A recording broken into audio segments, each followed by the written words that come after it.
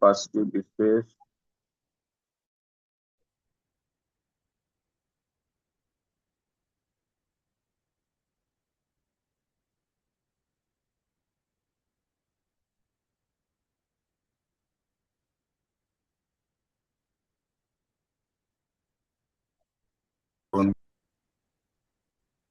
ओमग्रनतिमिरन्धश्रवणाङ्गनशलाकया चक्षुरुन्मिलितं येन तस्मै श्रीगुरवे नमः। श्रीचैतन्य मनोभीष्टं स्थापितं येन भूतले स्वयं रूपः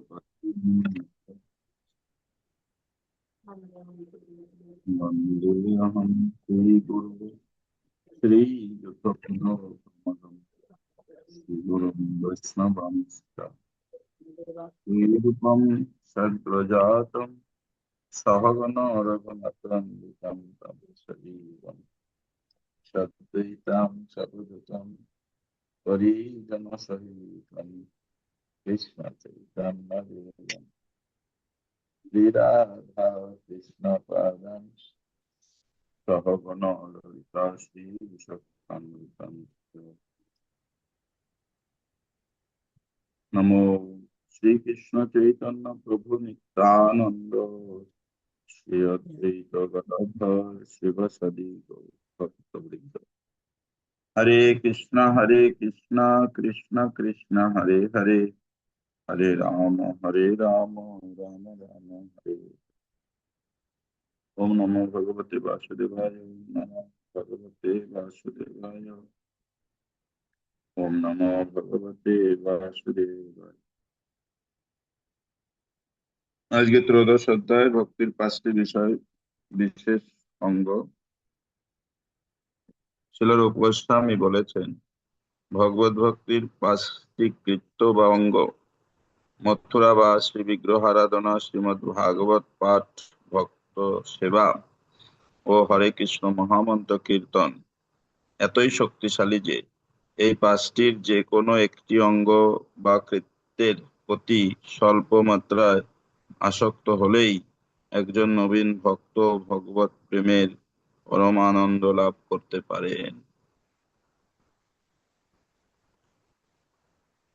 ভগবানের দিব্য রূপ বা শ্রী বিগ্রহ আরাধনা সম্বন্ধে শ্রীল রূপ গোস্বামী লিখেছেন, হে সখে, তোমার যদি এই জড়জগতে বন্ধু বান্ধবদের সঙ্গ সুখ লাভ করার কোনো বাসনা থাকে, তাহলে বৃন্দাবনের কেশিঘাটের কাছে মৃদু হাস্যোজ্জ্বল ত্রিভঙ্গ ললিত বেণুবাদনরত শিখিপুচ্ছ শোভিত চন্দ্রের আলোকে উজ্জ্বল গোবিন্দ নামক বালকের শ্যাম সুন্দর রূপ কখনো দর্শন করো না। এই শ্লোকের ভাবার্থ হচ্ছে, কেউ যদি শ্রীকৃষ্ণের শ্রী বিগ্রহের প্রতি আকৃষ্ট হয়ে তার আরাধনা করতে শুরু করেন, তাহলে তিনি তার তথাকথিত বন্ধু বান্ধব, আত্মীয় স্বজন, সমাজ ইত্যাদির কথা ভুলে যাবেন। তাই প্রত্যেক গৃহস্থের কর্তব্য হচ্ছে তার গৃহে ভগবানের শ্রী বিগ্রহে প্রতিষ্ঠা করা এবং পরিবারের অন্য সমস্ত সদস্যদের সঙ্গে ভগবানের আরাধনা করা। তার ফলে ক্লাব, সিনেমা, পার্টি, ধূমপান, মদ্যপান ইত্যাদি অর্থহীন কার্যকলাপে কেউ আর লিপ্ত হবে না। গৃহে ভগবানের শ্রী বিগ্রহের আরাধনা করতে শুরু করলে এই সমস্ত অর্থহীন কার্যকলাপে আর লিপ্ত হতে ইচ্ছে করবে না। শ্রীল রূপ গোস্বামী আরো লিখেছেন, হে আমার মূর্খ বন্ধুগণ, আমার মনে হয় যে তোমরা ইতিমধ্যেই সর্বমঙ্গলময় শ্রীমদ্ ভাগবতের পবিত্রকারী পদাবলী শ্রবণ করেছ, যা সকাম কর্ম, অর্থনৈতিক উন্নতি ও মুক্তির বাসনাকে নিন্দা করেছে। আমার মনে হয় এখন নিশ্চিতভাবে ভগবত লীলাময় দশম স্কন্ধের শ্লোকগুলি ক্রমশ তোমাদের কর্ণবিবরে প্রবিষ্ট হয়ে তোমাদের হৃদয়ে অমৃত সঞ্চার করবে। শ্রীমদ্ ভাগবতের প্রথমেই বলা হয়েছে, যতক্ষণ না পর্যন্ত মানুষ ভোগ আকাঙ্ক্ষা, অহেতুক আচার অনুষ্ঠান, অর্থনৈতিক উন্নতি এবং ভগবানের সঙ্গে এক হয়ে যাওয়ার মুখ্য বাসনা আবর্জনার মতো বর্জন না করছে, ততক্ষণ পর্যন্ত সে শ্রীমদ্ ভাগবতের বাণী হৃদয়ঙ্গম করতে পারবে না। শ্রীমদ্ ভাগবত কেবল শুদ্ধ ভগবত ভক্তির কথাই আলোচনা করছে। যে মানুষ জড় বিষয়ের প্রতি সম্পূর্ণ অনাসক্ত হয়ে শ্রীমদ্ ভাগবত পাঠ করেন, তিনিই কেবল দশম স্কন্ধে বর্ণিত ভগবানের লীলা বিলাসের তাৎপর্য হৃদয়ঙ্গম করতে পারেন। অর্থাৎ শ্রীমদ্ ভাগবতের প্রতি স্বতঃস্ফূর্ত ভাবে আকৃষ্ট না হলে শ্রীমদ্ ভাগবতের দশম স্কন্ধে বর্ণিত রাসলীলা আদি পরম লোভনীয় অঙ্গ বুঝতে চেষ্টা করা উচিত নয়। শুদ্ধ ভক্তি পরায়ণ হলে শ্রীমদ্ ভাগবতের যথার্থ রস আস্বাদন করা যায়। পূর্বোক্ত দুটি শ্লোকে শিল রূপ গোস্বামী কয়েকটি রূপক অলঙ্কারের মাধ্যমে পরোক্ষভাবে বৈষয়িক সঙ্গ, সখ্য ও প্রেমের নিন্দা করেছেন। মানুষ সাধারণত জড়জাগতিক সমাজ, মিত্রতা, প্রেমের প্রতি অনুরক্ত এবং এই সমস্ত জড় কলুষগুলি বর্ধিত করার জন্য তারা কঠোর পরিশ্রম করে। কিন্তু শ্রী শ্রী রাধাকৃষ্ণের বিগ্রহ দর্শন করার ফলে এই সমস্ত জড় প্রচেষ্টাগুলির কথা আর মনে থাকে না। রূপ গোস্বামী এমনভাবে এই শ্লোকগুলি রচনা করেছেন যে আপাতত দৃষ্টিতে মনে হয় তিনি যেন বৈষয়িক সঙ্গ, মিত্রতা ও প্রেমের প্রশংসা করছেন এবং গোবিন্দের শ্রীমূর্তি দর্শনের নিন্দা করছেন। এই রূপক অলঙ্কার প্রসূত দৃষ্টান্তটি এমনভাবে রচনা করা হয়েছে যেন মনে হচ্ছে যার প্রশংসা করা হচ্ছে তাকে যেন নিন্দা করা হচ্ছে। এই শ্লোকের ভাবার্থ হচ্ছে, কেউ যদি অর্থহীন বৈষয়িক সঙ্গ, মিত্রতা ও প্রেমের কথা ভুলতে চান, তাহলে তাকে অবশ্যই গোবিন্দের শ্রী বিগ্রহ দর্শন করতে হবে। এইভাবে ছিল রূপ গোস্বামী কৃষ্ণ সম্বন্ধীয় বিষয় আলোচনার মাধ্যমে দিব্যরস আস্বাদনের কথা বলেছেন।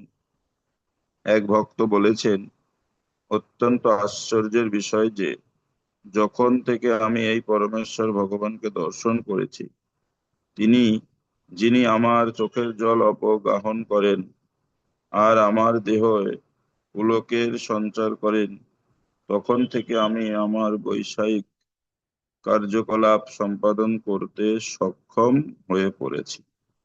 তাকে দেখার পর থেকে আমি আর চুপচাপ ঘরে বসে থাকতে পারি না। তার কাছে যাওয়ার জন্য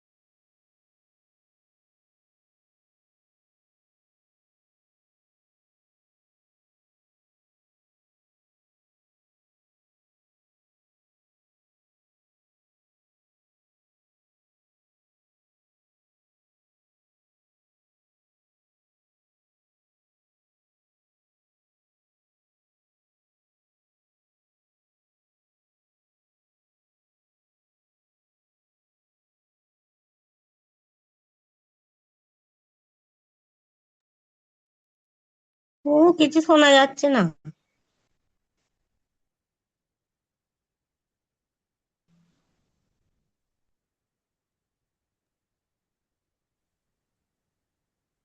ও বেরিয়ে গেছেন, আসছেন।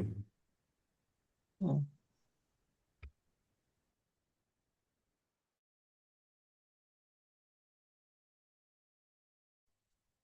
হরে কৃষ্ণ বাবু। হরে কৃষ্ণ।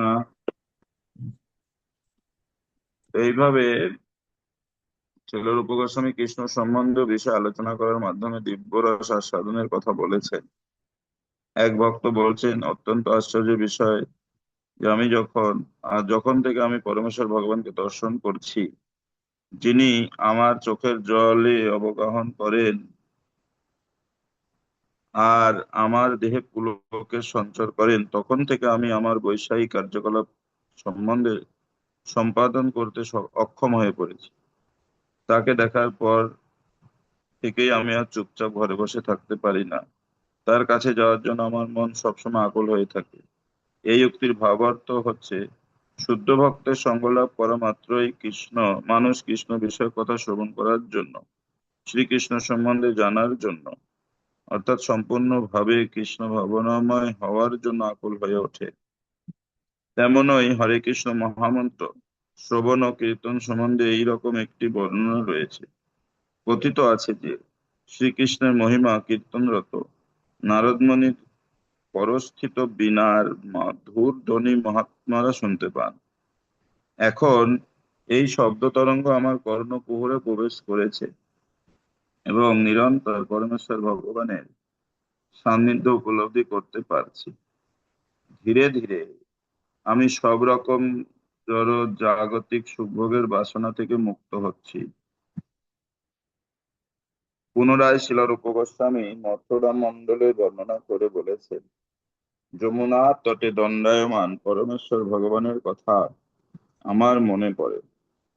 পাখিদের কুঞ্জনে মুখরিত কদম্ব কাননে তার সেই রূপ এতই মনোহর যে তার নিরন্তর আমাকে সৌন্দর্য ও আনন্দের অপ্রাকৃত অনুভূতি প্রদান করে।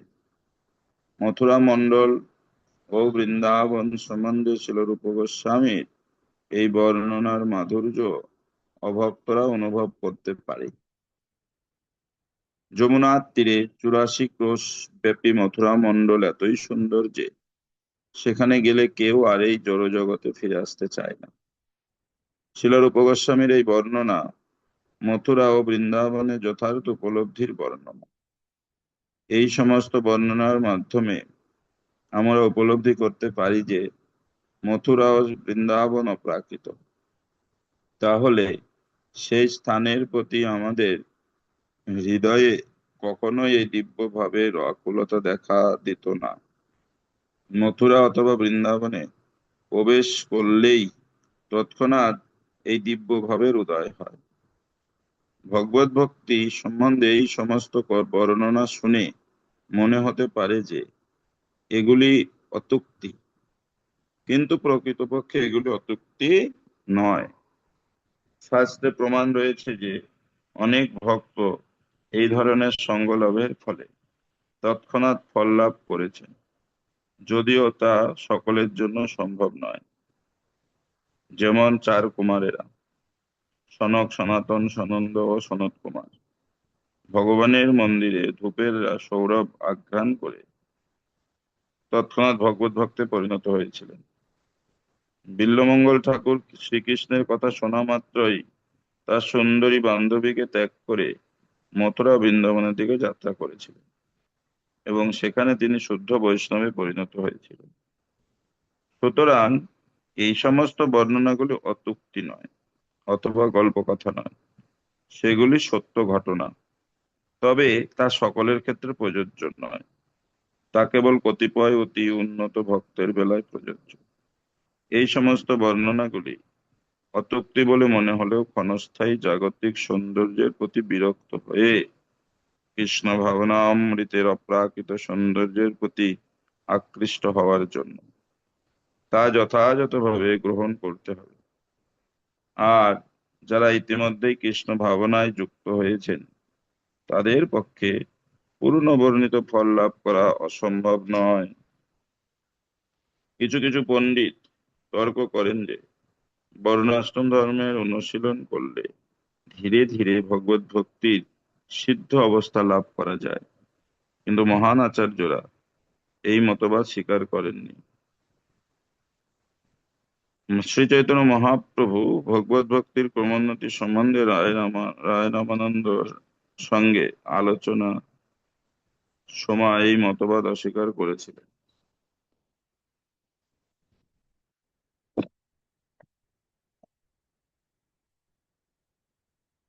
রামানন্দ রায় যখন বর্ণাশ্রম ধর্মের গুরুত্ব বর্ণনা করেছিলেন তখন মহাপ্রভু তা প্রত্যাখ্যান করেন। তিনি বলেন যে বর্ণাশ্রম ধর্মের অনুশীলন বাহ্যিক ও দৈহিক, তা অন্তরঙ্গ আধ্যাত্মিক নয়। তারও ঊর্ধ্বে এক তত্ত্ব রয়েছে। ভগবদ গীতায় ভগবান নিজেই বলেছেন, সর্বধর্মন পরিত্যাজ্য মামেকং শরণং। সব রকম জড়জাগতিক কার্যকলাপ পরিত্যাগ করে কেবল ভগবত ভক্তি অনুশীলন করতে হবে, তার ফলে জীবনের পরম সিদ্ধি লাভ হবে। শ্রীমদ্ ভাগবতের একাদশ স্কন্ধে ভগবান নিজেই বলেছেন, ভগবানের লীলা শ্রবণের প্রতি স্বতঃস্ফূর্ত আসক্তি লাভ না হওয়া পর্যন্ত বর্ণাশ্রম ধর্ম অনুসরণ করার নির্দেশ দেওয়া হয়েছে। অর্থাৎ বর্ণাশ্রম ধর্ম কেবল ধর্ম, অর্থ, কাম ও মোক্ষ লাভের সহায়ক। যে মানুষ কৃষ্ণ ভাবনায় ভাবিত হয়নি, তার জন্যই বর্ণাশ্রম ধর্ম অনুশীলনের নির্দেশ। প্রকৃতপক্ষে শাস্ত্রে বর্ণাশ্রম অনুষ্ঠানের নির্দেশ দেওয়া হয়েছে মানুষকে কৃষ্ণ ভক্তির স্তরে উন্নীত করার জন্য। কিন্তু যিনি ইতিমধ্যেই স্বতঃস্ফূর্তভাবে শ্রীকৃষ্ণের প্রতি আকৃষ্ট হয়েছেন, তাকে আর শাস্ত্রের উল্লেখিত এই সমস্ত বিধি বিধানের আচরণ করতে হয় না।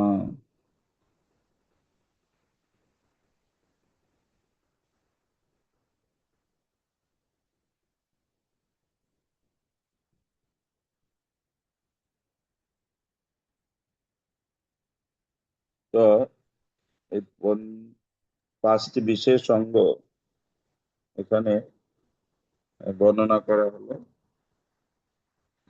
কিছু প্রশ্ন থাকলে আপনারা জিজ্ঞাসা করতে পারেন।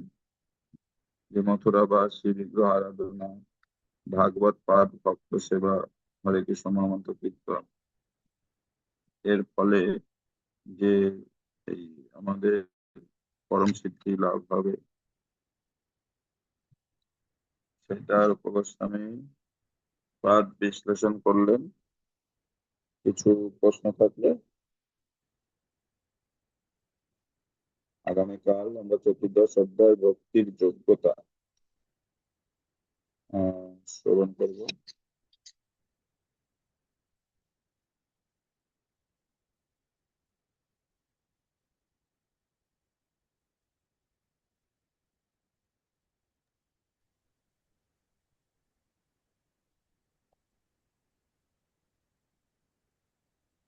প্রভুজি, হরে কৃষ্ণ।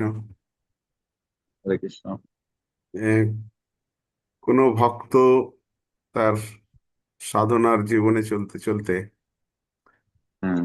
যখন শুদ্ধ ভক্তের সংস্পর্শে আসে, হুম। তার এখানে যে বলা হচ্ছে যে তার হঠাৎ করে খুব উন্নতি হয়ে যায়। তো হুম। সেইটা কি মানে ভগবানেরই পরিকল্পনা, নাকি আমার সাধকের সাধনার ফল, কি হিসাবে দেখবো? এটা ব্যক্তি বিশেষে দুটোই। আচ্ছা। কখনো কখনো পূর্বের সাধনার ফলে ভক্তরা আরো যত্নশীল হন, আবার কখনো কখনো শুদ্ধ ভক্তের কৃপায় তিনি উন্নত হওয়ার জন্য যত্নশীল হন। হুম। তো এর প্রমাণ আমরা দেখি, প্রভুপাদ কে যখন শিষ্যরা জিজ্ঞেস করছেন, প্রভুপাদ আমরা কত সৌভাগ্যবান, আপনার সান্নিধ্য পেয়েছি, তখন প্রভুপাদ বলেছেন স্পষ্ট যে তোমাদের কোনো যোগ্যতা নেই, ভাগ্য নেই, আমি পকেটে করে তোমাদের এনে দিয়েছি। তা এটা ব্যক্তি বিশেষে দুটোই। যেমন ভগবদ গীতার তাৎপর্য প্রভুপাদ বলছেন, পূর্বের অসম্পূর্ণ সাধনার যে সম্পূর্ণ করার জন্য পূর্বের কিছু সুকৃতি থাকে, পূর্বে সম্পূর্ণ করতে পারেনি, কিন্তু এই জীবনে হয়তো কোনো ভক্ত সান্নিধ্য পেয়ে সে পূর্ব অপেক্ষা আরো যত্নশীল হওয়ার জন্য খুব সচেষ্ট। আবার দেখা যায় অনেক দীর্ঘদিনের ভক্ত তাকে বলে বলেও সে যত্নশীল হচ্ছে না। এর তাৎপর্য হচ্ছে এটাই যে যে ভক্ত নবীন খুব যত্নশীল হচ্ছে ভক্তির প্রতি, ভগবানের সেবার প্রতি, এই ভক্তির অঙ্গের যাজনের প্রতি। কিন্তু অন্য প্রবীণ সিনিয়র তো অত যত্নশীল হয় না, কিন্তু এটা পূর্বের সুকৃতি ছিল, সেই জন্য সে অসম্পূর্ণ করেছিল। এই জীবনে সম্পূর্ণ করার জন্য সে আরো বেশি যত্নশীল। হুম। আবার স্পেশাল কিংবা যাদের উপর যারা প্রাপ্ত হন ভক্তদের, তারাও এই জীবনেই ভক্তি যোগে যুক্ত হয়ে ভগবানকে লাভ করার জন্য নিজের জীবনটাকে সিদ্ধ অবস্থায় প্রাপ্ত হন।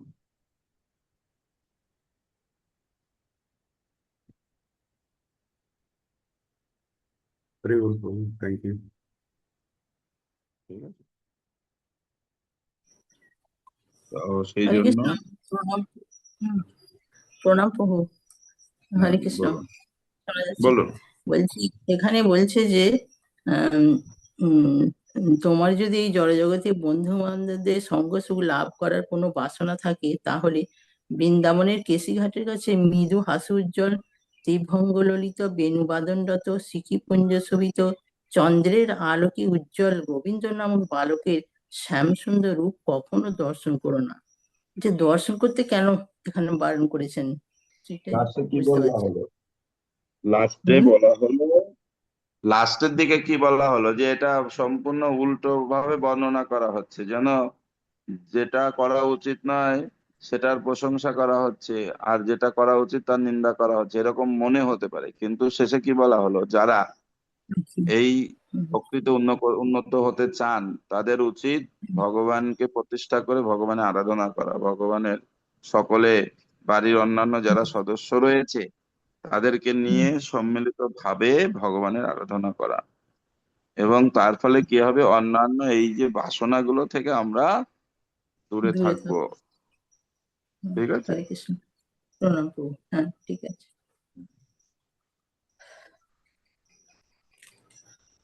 ঠিক আছে। হরে কৃষ্ণ। হ্যাঁ, ঠিক আছে। প্রণাম। হরে কৃষ্ণ প্রভু, আজকে প্রণাম। এখানে থাক। বলুন। বলছি, এই যে লাস্টের লাইনটা বলেছে, ইতিমধ্যে স্বতঃস্ফূর্ত ভাবে শ্রীকৃষ্ণের প্রতি আকৃষ্ট হয়েছেন, তাকে আর শাস্ত্রে উল্লেখিত বিধিবিধানে আচরণ করতে হয় না।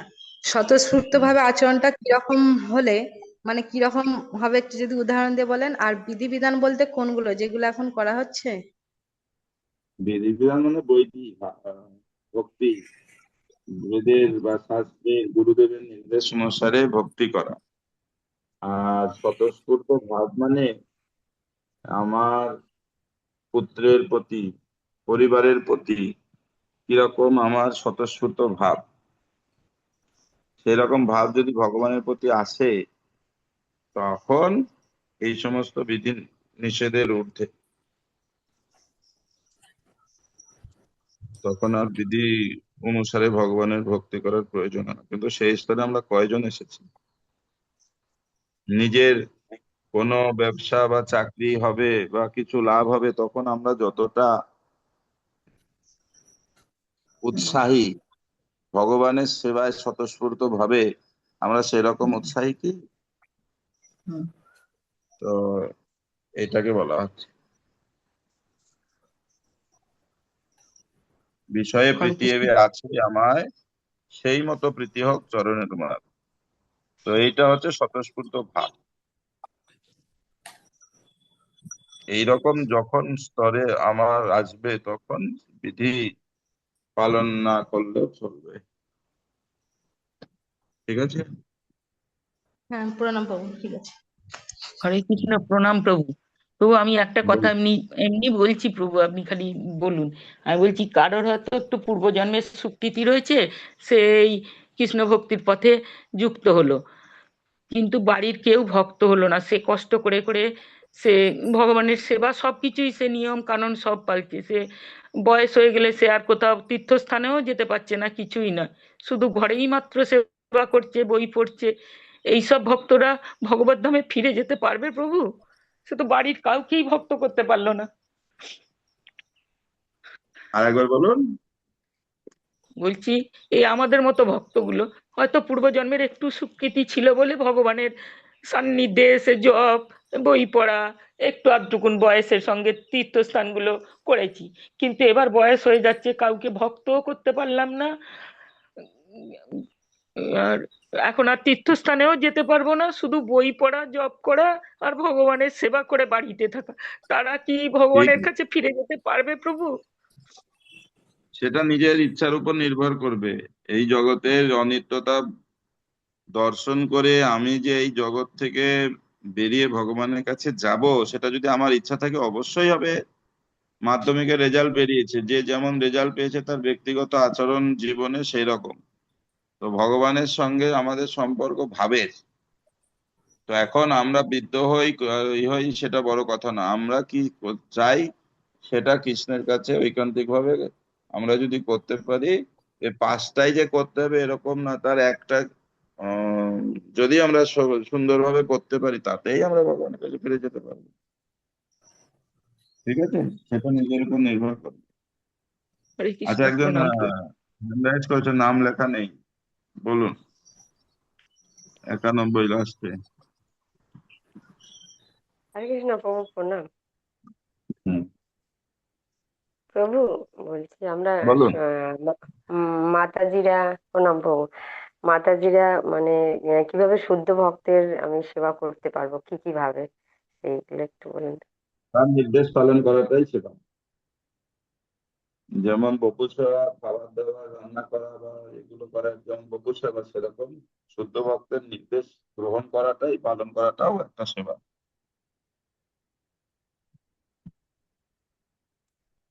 ঠিক আছে। আচ্ছা, ঠিক সনাতন আছে। প্রভু। হ্যাঁ, হরে কৃষ্ণ প্রভু, ধন্যবাদ, প্রণাম। বলছি প্রভু, ধন্যবাদ। ওই যে ভক্তির অঙ্গে যে মথুরাবাস যেটা বলা আছে, তো হুম, আমরা তো বিভিন্ন ধামে, মথুরা ধামে বলুন, বিভিন্ন ধামে বিভিন্ন জাতির মানুষ করে এবং ভালোবেসেই বাস করে আসক্তি সহকারে, হুম। কিন্তু তারা তো সবাই ভক্ত নয়। এই ব্যাপারে যদি একটু বলেন যদি। এখন মথুরাবাস শাস্ত্রে এবং বিভিন্ন ধামে সব জাতির মানুষ বাস করে ভালোবেসে আসক্তি সহকারে, কিন্তু তারা তো সকল ভক্ত হতে পারে না। ভক্ত না হলেও, যেমন পুরীতে যারা ওই শঙ্খক্ষেত্রের মধ্যে থাকে, দেবতারা সকলকে চতুর্ভুজ রূপে দর্শন করেন। আর এরা সাধারণ কেউ নয়, সেইভাবে আমাদের দর্শন করতে হবে। আর না হলে তাদের আর চরণে অপরাধ।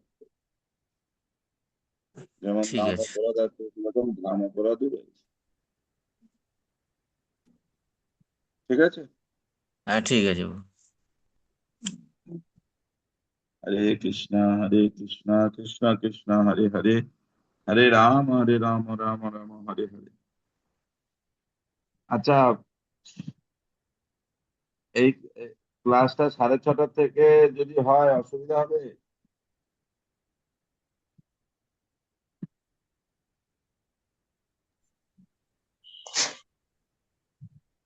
না সাড়ে প্রভু, ছটা হলে থেকে খুব ভালো হয়। না প্রভু, হ্যাঁ 7:30 থেকেই হবে। যেটা ইচ্ছা সাড়ে হবে সেটাই। ছটা থেকে প্রভু খালি হলে যদি তবু কিছু আমি খাতায় লিখতে পারা যায়। প্রভু খালি হ্যাঁ, যদি শনি রবিবারটা যদি একটু আর্লি হয়। আচ্ছা, ঠিক আছে তাহলে। 6:10 থেকে আধা ঘন্টা, কারণ একটু এখন ব্যায়াম বা এক্সারসাইজ কিছু করতে হবে সেই জন্য। হুম। ঠিক আছে, তাহলে 6:10 থেকে হ্যাঁ, ঠিক আছে প্রভু, ঠিক আছে। 40 মিনিট, হ্যাঁ, হ্যাঁ, ঠিক আছে। ওই তার বেশি। না, অন্য দিন সকলকে লেট হলেও চলবে প্রভু, আমরা তাহলে হ্যাঁ, খালি শনিবার আর রবিবারটা বাদ দিয়ে বাকি দিন আমরা 6:30 করতেই পারি। না না, একই টাইম হলেই ভালো। আচ্ছা, ঠিক আছে।